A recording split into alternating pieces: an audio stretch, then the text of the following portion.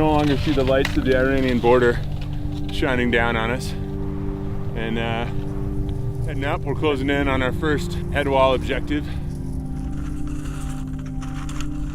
A lot of people's lives were ruined from the Iraq War.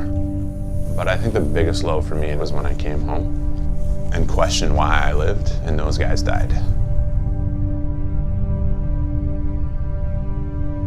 We all have to ultimately take care of our own healing process. And so that's where I wanted to go back. And I wanted to make sure that I rewrote a different ending for myself in Iraq.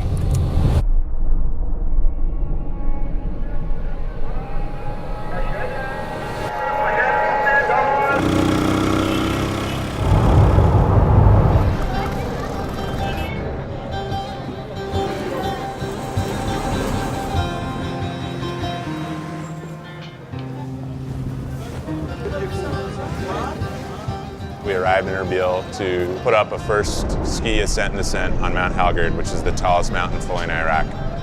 Thinking about this and dreaming about this for a long, long time, and the whole team is here. Robin, she owns her own PR business. She's a mother of two, but she also got shot down over Fallujah in 2003. She has just the attitude of, I can go do it. Griff fought in Mosul as part of the United States Army Rangers. He's just a really great guy, incredibly intense individual. I knew he would be rock solid for this trip.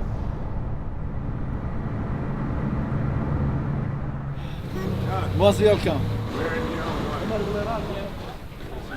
Are you going to eat with us? Yeah. Good.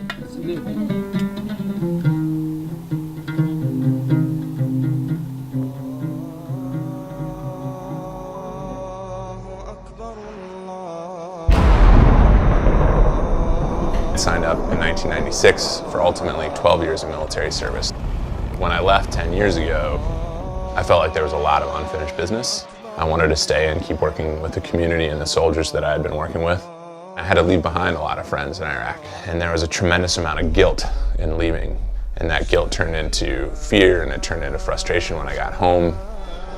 I struggled with depression and adjustment and alcoholism and addiction. I was really suicidal.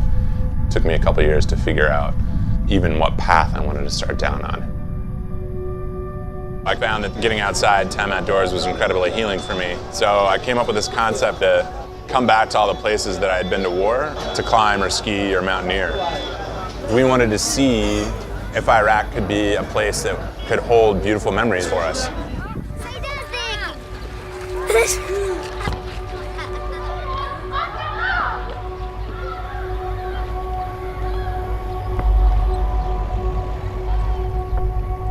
I know that there were people in Iraq who were shooting at me. I know there were people who were shooting at my friends. They killed my friends. Kurdistan, America. Kurdistan, America. But I can't live with that amount of hate and anger in my life. Not anymore.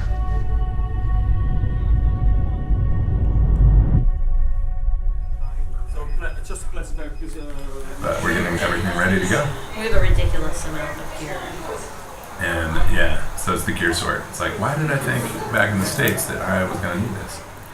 We need to be very careful not to go off the road until we get to the steeper terrain, which is not mined. The whole area is landmined, so This whole area. we see a road going up, but there's no way we can use it. Where it would be easier for people to walk over in a lot of the places is where the landmines are, as a holdover from the Iraq-Iran war.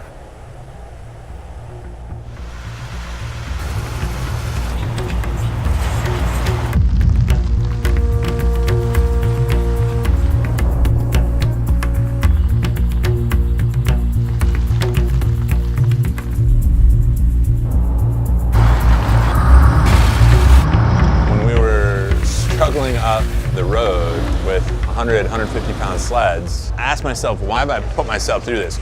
The first time I came here, I was happy to suffer alongside my brothers and sisters in war. But beyond that, I wasn't sure what we were suffering towards. Coming back to suffer for a goal that we chose to create, a lot of, I guess, the shadows, the anger, the fear, the frustration fell away.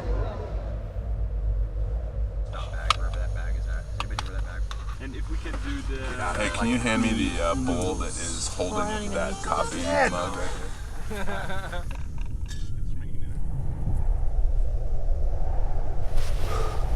climbed up towards that summit ridge, that modeled my own experience in war. I was worried about my friends. I was worried that there might be a misstep. And it's the first time that Robin or Griff have used crampons or an ice axe. And they're telling me that they haven't felt this nervous or this frightened since the last time that they were in Iraq. I didn't realize how much weight I was still carrying. And getting to the top of that summit ridge, I felt a lot of that weight dissipate.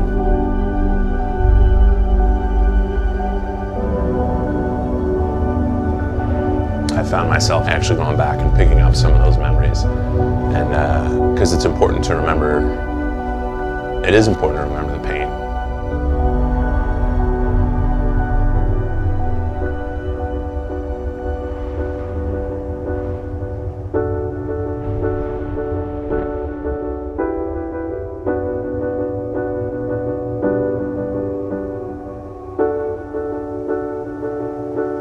You know, it started out selfishly. I need to go back to these places and rewrite my ending. I need to deal with my trauma. Maybe the same process of adventure could help heal wounds between countries and between communities. How many wars can we avoid entirely because we've also built up these bridges of cultural understanding? Like, these are the stories I'll share about Iraq now.